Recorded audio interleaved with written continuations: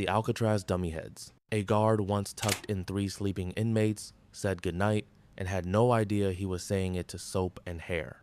The 11th of June, 1962.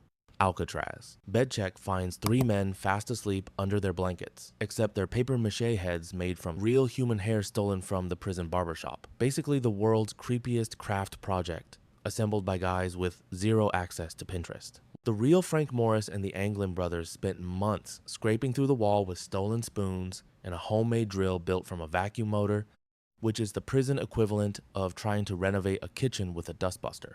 Every night, chip a little. Every morning, hide it like a teenager hiding a bad report card. They finally broke through to a utility corridor, climbed to the roof, inflated a raft, and paddled into currents the U.S. Government swore were unsurvivable, like betting your life against San Francisco Bay in an inflatable pool toy. The FBI has never closed the case. Nobody knows if they made it or became the world's most legendary fish food. The wax key. Before lockpicks were a TikTok tutorial, there was Soap Humanity's original 3D printer. Press a real key into a bar of soap or a lump of candle wax, and you get a mold precise enough for someone on the outside to cut a working duplicate from scrap metal. No engineering degree required. A guard checks whether a door is locked. He very rarely checks whether the key has an evil twin sitting in someone's pocket. The guard costume. Nobody looks at your face when they're staring at your uniform. Steal a uniform, grab an access card, and walk out the front door with the confidence of someone who's late for a meeting they don't actually have. The Texas 7 overpowered and restrained 13 prison employees in 2000, took their clothes and radios, and drove straight through the main gate in a maintenance truck while their hostages sat tied up in a closet like extras cut from the final scene. It's less an escape and more a full heist, where the getaway car belongs to the very building you're robbing. The fake release papers. Sometimes you don't break out, you get let out, because somebody handed the front desk a piece of paper and nobody bothered to double check the printer it came from. Forging release documents is basically the escape method for people who hate physical exertion. Inmates and accomplices have posed as lawyers, clerks, and court officials to push these documents through. The helicopter pickup. Most people get 1 Uber.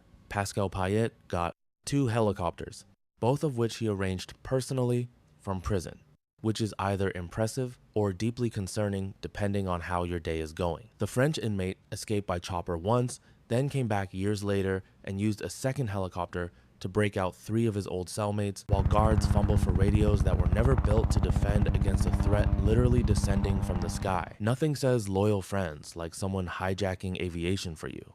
Twice. The trash truck escape. Every prison has a garbage truck, and almost nobody double checks what's riding along with the trash, which, if you think about it, is a genuinely insulting oversight for a maximum security facility. Climb into a dumpster, a compactor bin, or the cab itself during a routine pickup. Some inmates have coordinated with drivers on the outside. Others have simply timed their move to the one daily moment, when a truck idles at the gate with its doors briefly unguarded.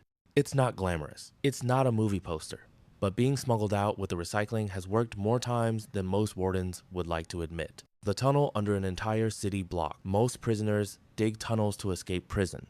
El Chapo built one that looked like public infrastructure. In 2015, he didn't just escape, he commissioned a 1.5-mile tunnel with ventilation piping, electric lighting, and a modified motorcycle on rails, like his own private subway line built exclusively so he could avoid 1 shower drain. Construction reportedly took over a year and involved actual civil engineers being paid cartel money to solve the same problems city planners lose sleep over. The bluff. Sometimes the scariest weapon in the room is made of wood and shoe polish.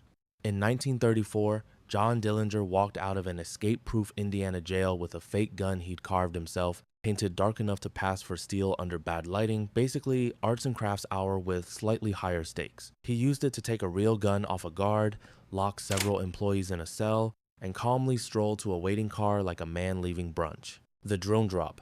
20 years ago, anti-drone netting would have sounded like a made-up gadget from a bad spy movie.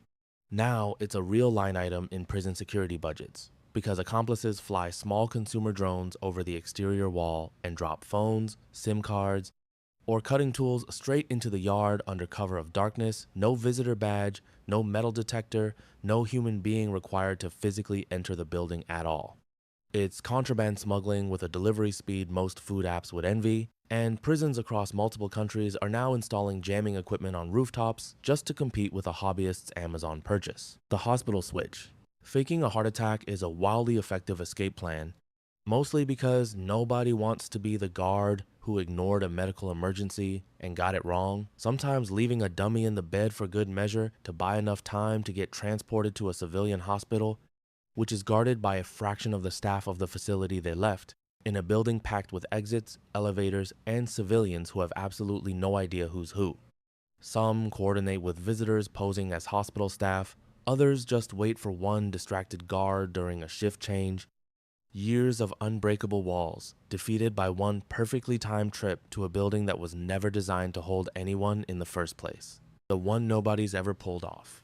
There's ADX Florence, the US federal supermax, built as the direct response to literally everything on this list. Motion sensors buried in the walls, pressure pads under the floors, laser-triggered doors, and guards rotated constantly, so no relationships ever form long enough to be exploited. Even the furniture is poured concrete, because concrete can't be sharpened into a weapon or a key mold. In its entire operating history, not one inmate has escaped.